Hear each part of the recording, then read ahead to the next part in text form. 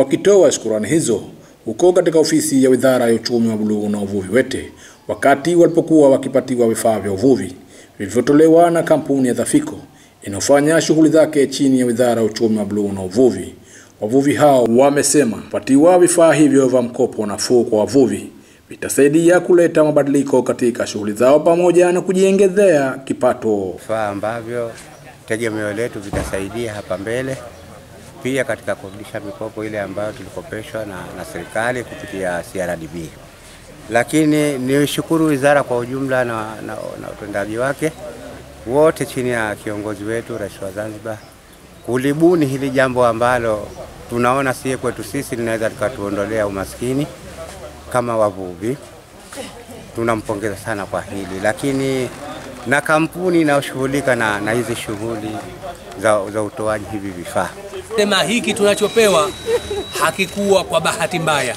Tumepewa kwa sababu serikali imejinasua kile ahadi walioweka leo wametutekelezea, lakini na sisi tuliopewa lazima vitu hivi tuvihifadhi kama ni vyetu. Tuseme tumpe watu hivi hatujapewa bure. Tunapewa tulipe. Kwa hivyo tuvifanyie kazi ili tupate kurudisha kile tulichoambiwa turudishe. Lakini tumefurahika sana. Kwa hiyo tuna ushauri serikali ifanye haraka ili tumalizie hiyo nyavu iliyobakia ili tupate kufanya kazi. Kwa sababu hatuna uwezo wa kununulia nyavu nyingine.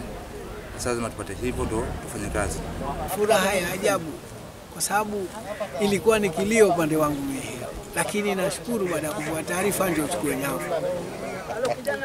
Vile nishukuru rais wetu kiongozi aliyesema nitaka wananchi wangu wafanye kazi katika uchumi wa buluu.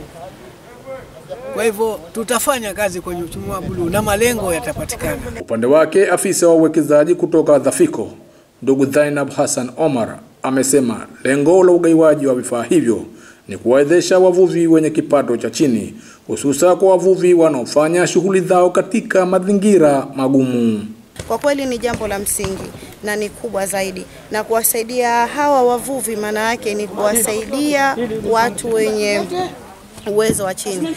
Mheshimiwa Rais hakuona tu na hakuangalia tu, na alifikiria kwa makini wala hakukurupuka katika kuleta sera hii ya uchumi wa buluu kwa ajili ya kuwakwamua wananchi kiuchumi.